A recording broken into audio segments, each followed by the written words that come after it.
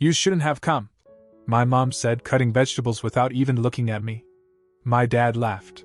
It's not like anyone missed you last year either. I smiled, left my gift bag, and drove off quietly. 30 minutes later, I got a call from the florist. Cancellation confirmed. Then from the bank. Joint account access removed. Then the family group chat exploded with, "Why would you do this?" I smiled and replied. After everything they said, I felt like a failure. Not because I didn't try, I overthought every detail for weeks. What to wear, what to bring, how to act. I told myself it didn't matter what happened last year. That maybe they'd softened. That maybe if I showed them I was still willing to be part of their lives, something would shift. I was wrong. I pulled up to their house an hour early, parked down the block like I was a guest rather than their son, and sat in the car rehearsing how I'd say hello.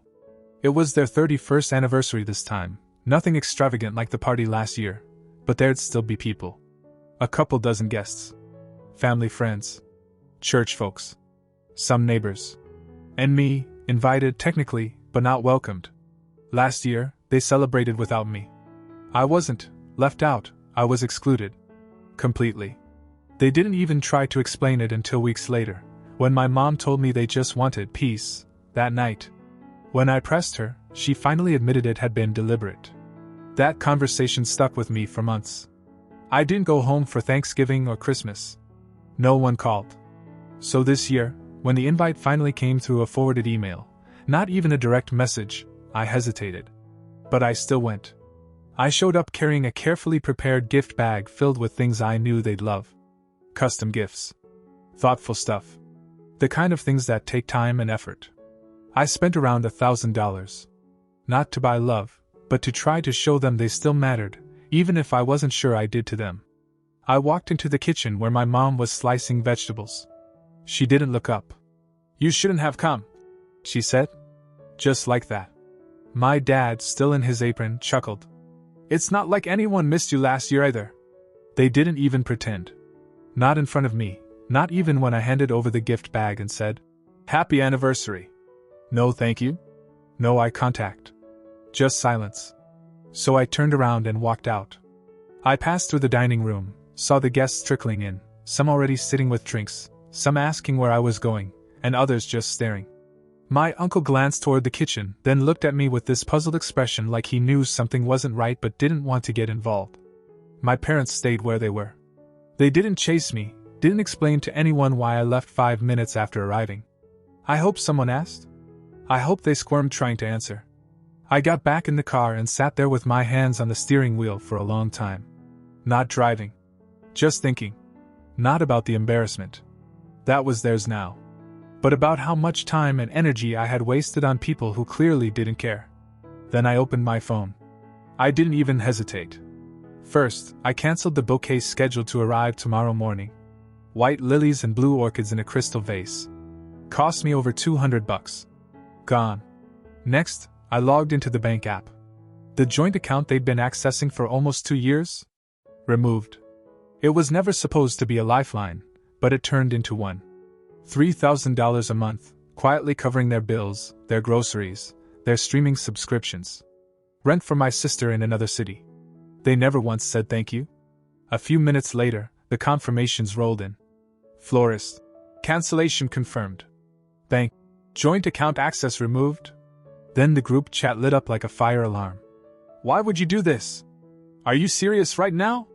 You just embarrassed your parents in front of everyone. And finally, the one that made me laugh out loud in the car. What kind of son does this on their anniversary? I typed one sentence. You said you were better off without me. Now you get to prove it. Then I turned off my phone, pulled out of their neighborhood, and didn't look back. It was the first time in years I didn't feel guilty for putting myself first. I thought after what I said they'd go quiet. Maybe sulk for a week or two and lick their wounds like they always did when things didn't go their way. I didn't expect what came next. Not how fast, not how desperate. By the time I parked at home and stepped inside, my phone was going off nonstop. 6 missed calls. 2 voicemails. All from my parents. I didn't answer any of them. I sat down on the couch, finally exhaled, and let the quiet settle in. For once, no one was around to twist my words, guilt-trip me, or tell me I was imagining things. I felt something strange. I think it was relief. But it didn't last long. At 8:13 p.m., my sister Katie texted, "Hey, what happened?" I stared at the screen for a second. Then came another. "I just got a notice my rent payment failed. I thought Dad handled that." There it was. The unraveling. Katie didn't know the money had been coming from me. I never told her. A year and a half ago, when she called me crying after Mom said she needed to figure it out on her own, I stepped in. I called the landlord, paid 3 months in advance, and quietly linked her apartment to the joint account I let our parents use. They made her believe it was them helping. Now the lie had collapsed in one night. I didn't answer her right away. I wasn't sure how. I didn't want her caught in the middle, but she was already there, whether I liked it or not. A little after 10, my dad left a voicemail. I almost didn't listen. But I did. And I'll never forget the shift in his voice. "All right, you've made your point," he said. "But this isn't just about us. You've hurt your sister. You've made a scene in front of everyone. You've embarrassed the whole family. You think cutting us off is some kind of victory?" Then he paused. "You want to play this game? Don't forget who gave you everything." That line stuck with me. Gave me everything. Like I hadn't been covering their bills for nearly 2 years. Like I hadn't picked up the slack every time they were late on something and pretended it was just a temporary thing. I didn't reply. The next morning, I woke up to a knock. I wasn't expecting anyone, so I checked the peephole first. It was Katie. She looked exhausted. Pale. Her hair tied back in a rush. She didn't even wait for an invitation, just walked past me into the apartment like she'd been holding her breath the whole way there. "I had to drive 3 hours because no one would tell me anything," she said. "I didn't even sit." "You didn't need to do that. You canceled the rent payment?" "Yes." "I'm not canceling your support, just their access." She blinked. "Wait, what?" I told her the truth. All of it. That I'd been the one paying. That I hadn't wanted her to feel indebted. That they let her believe it was them because it made them look good. She sat down, quiet. "So, all those thank you messages I sent to Mom?" I nodded. "I saw them in the family group chat." She looked sick. I sat across from her. "Listen, I'll keep helping you. Directly. Not through them. But I'm done playing the good son for people who hate me unless I'm useful." She was quiet for a while. Then she said, "They're going to come after you hard." "I know." And they did. The rest of the day was a slow-building storm. My mom sent me a long message about how she had given up everything for us. My dad wrote something about betrayal and bloodlines. My aunt texted me to, "Please reconsider before you burn this bridge completely." Then came the real twist. That evening my mom called Katie. She didn't even know I was in the room when Katie answered. "We're sorry," Mom said. "Tell Andrew to come by tomorrow. We just want to talk." Katie looked at me. I could hear it in her voice. She wanted to believe them. But I just nodded. I already knew it wasn't going to be what they claimed. She told them I'd come. And I did. I knew it wasn't going to be an apology. Not a real one. They don't apologize. They adjust their tone when it benefits them. They reframe the story to look like peacemakers. But sorry? That word doesn't live in that house. Still, I went. Katie called me in the morning. Said they wanted to talk, that they felt bad. She sounded hopeful, or maybe just tired. Tired of being in the middle. "They want to make things right," she said. "Sure," I told her. "Let's see what that means to them." I pulled into the driveway just after noon. It was quiet, too quiet. No guests. No chatter. The cars were gone, but the tension wasn't. Katie opened the door before I knocked. She looked nervous. "They're waiting in the living room," she said. I stepped inside. Same house. Same smell. Same heaviness. They were both sitting on the couch, stiff, like actors waiting for the curtain to rise. My dad gave me that fake, restrained smile he used when he wanted to seem reasonable in front of outsiders. My mom stared at the coffee table like she was rehearsing lines in her head. I sat down across from them. I didn't say a word. My mom spoke first. "We've had some time to think," she said. "And maybe we didn't handle things as kindly as we should have. Especially on a day like yesterday." My dad picked up right where she left off, like they practiced it. You've always been emotional, Andrew. We get that. But there's a way to resolve things without burning everything down. I waited. Walking out like that, he continued. It humiliated us in front of everyone. You think that didn't hurt? There it was. The core of it. Not the way they treated me. Not what they said. Just how it looked to others. How it made them feel when the whispers started, when people asked where I went, why I left. That was the real wound. They looked bad. I said nothing. Just listened. My mom shifted in her seat. We know things haven't been perfect. But you canceling that account? That didn't just affect us. You know your sister needs that rent money. That's when Katie came in. Her eyes were red, face blotchy. She sat beside Mom, looked directly at me and said, I just don't want this to destroy everything. It already feels like everything's falling apart. I turned to her. You shouldn't be here right now. She blinked. What? This conversation isn't about you. I already told you, I'll cover your rent. I'm not going to let you suffer for their mistakes. But don't let them use you like a chess piece. That's what this is. She looked down. Silent. My dad leaned forward. You think you're above this family now? You wouldn't be where you are if it weren't for us. You think your success just came out of thin air? No, I said. I got where I am by doing the opposite of everything you taught me. He stood up suddenly. Don't push it. You think cutting off money gives you power? We can talk too. People listen to us. Don't think we won't make calls. Don't think your job's so safe you can't be touched. I stood too. I've worked too hard to get where I am to be afraid of two unemployed manipulators with nothing to lose. My mom looked shocked for a second, just 1 second, and then furious. You think you're better than us? She said. After everything we did? You didn't raise a son. You raised a bank account. I said. And now the account is closed. Katie stood, quietly moved away from them, closer to me. That was the first sign that maybe she saw it too, what they really were. I turned toward the door. My dad called after me. You'll regret this, Andrew. But I didn't even pause. I left that house again. This time not angry, not confused, just done. Later that night, Katie texted me again. Just one line. You were right. I didn't see it before. I told her I'd start sending rent directly to her landlord and not to worry about dealing with them. I wouldn't let her fall with them. But I wasn't coming back. That same night my uncle called. Left a voicemail. Said they were devastated. That I was being cruel, that I needed to man up and fix it.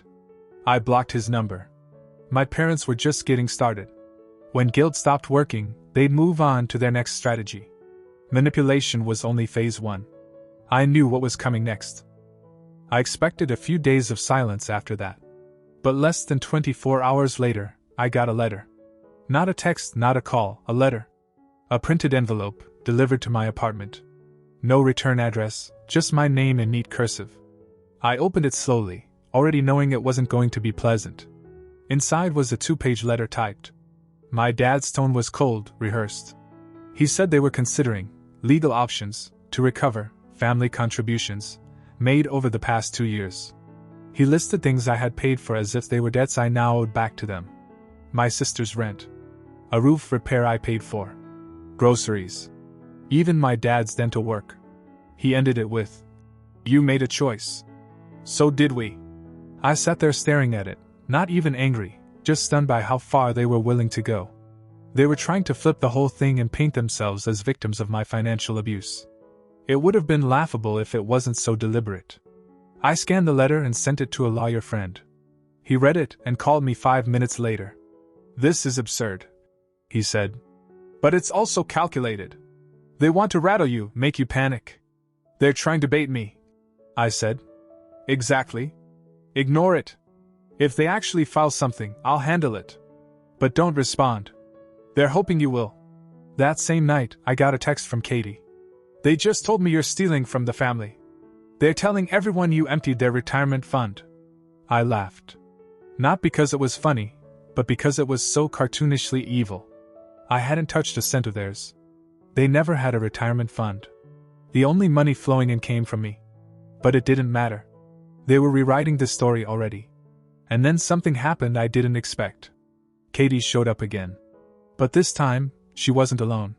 She brought my cousin Evan. I hadn't seen him in over a year.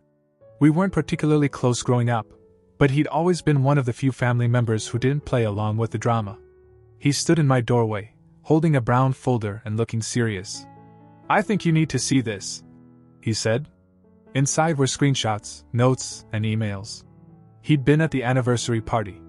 And apparently, after I left, he overheard a lot more than I realized. My mom had gone room to room telling different guests a slightly different version of what happened. To one, she said I refused to help anymore, and threw a tantrum. To another, she implied I'd been using the joint account to control them, suggesting I had threatened to withhold funds before. Evan had quietly been piecing it all together. He had recordings, texts, enough to prove I wasn't the one lying. "I didn't know what to do with all this," he said. "But I figured you might." I took the folder. I didn't even have a plan yet. But just knowing I had it, evidence, was enough for now. That weekend, my dad tried calling again. I declined. An hour later, Katie sent me a screenshot of a Facebook post my mom made, public. Not just some vague passive-aggressive thing. She straight up wrote a full-blown monologue about how their only son had turned against the family, and how they were now struggling to survive without the money he ripped away. It got likes, sympathy comments, prayers. They were performing publicly. So I posted one sentence under it. "Should I start posting receipts, or would you prefer I deliver them in person?" 5 minutes later, she deleted the post. The group chat went silent. Evan texted me. Well, that shut them up. But I knew better. This wasn't over. Not by a long shot. They had lost the financial support, but not the hunger for control. And I had just made it clear I wasn't going back. After the Facebook stunt collapsed, things got quiet again, but it wasn't the kind of quiet you trust. It was the pause between a spark and the explosion. By now, almost every family member had picked a side.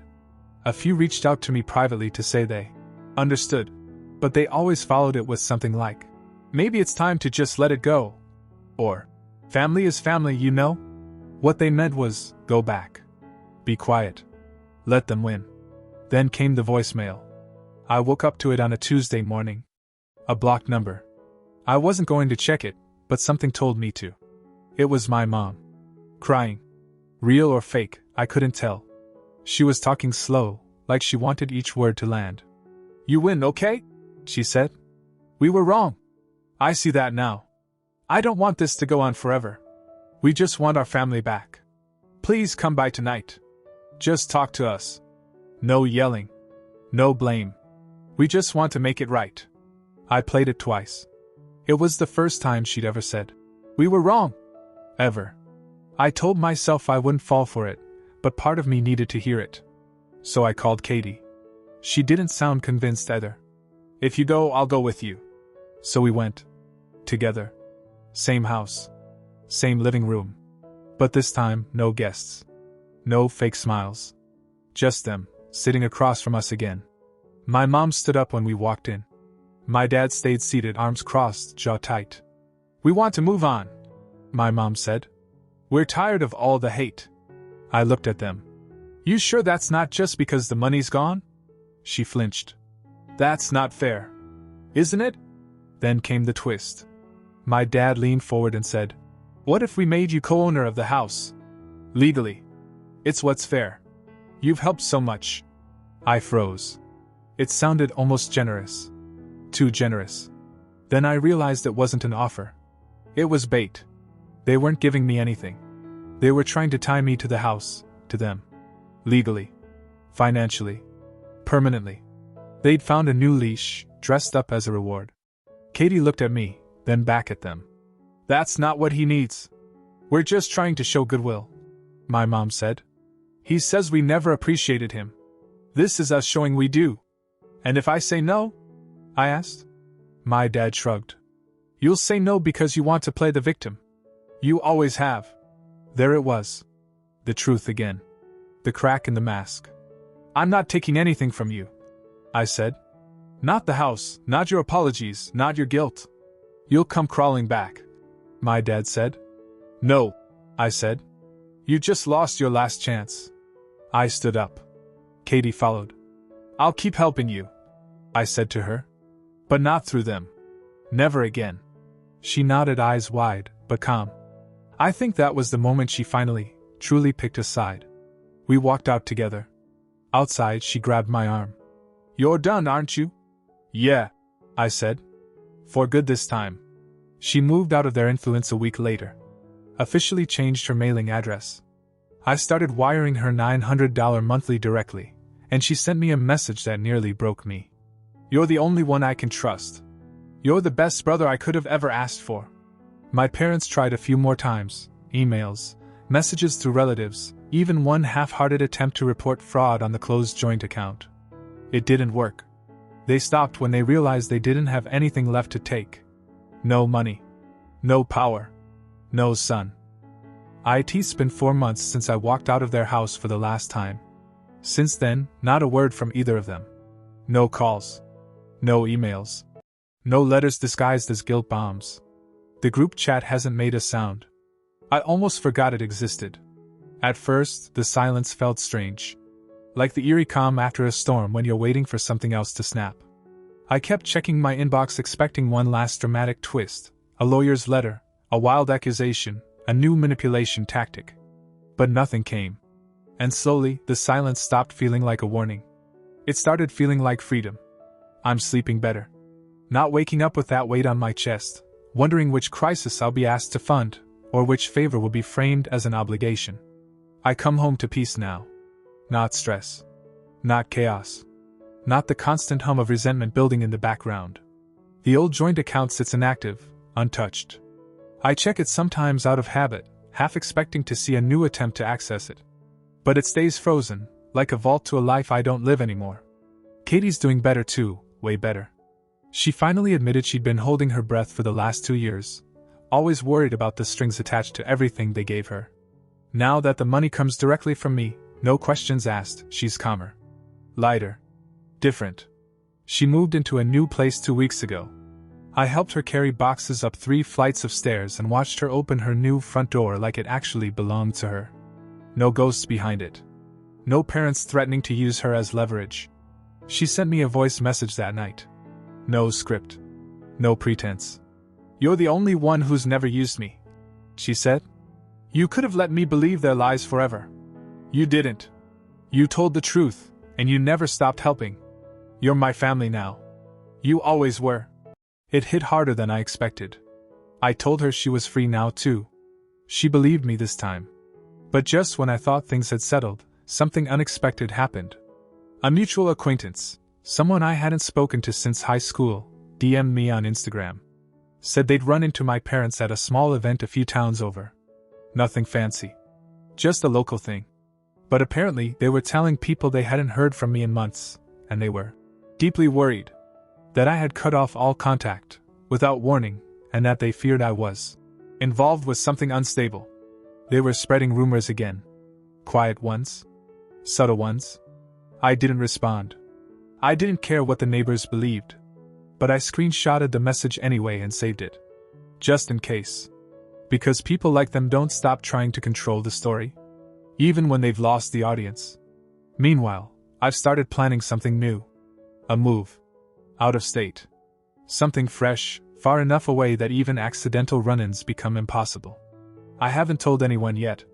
Not even Katie. But I will. Because the final step of letting go isn't just closing the door behind you. It's walking far enough away that you don't hear the knocking anymore. And this time, I won't be looking back.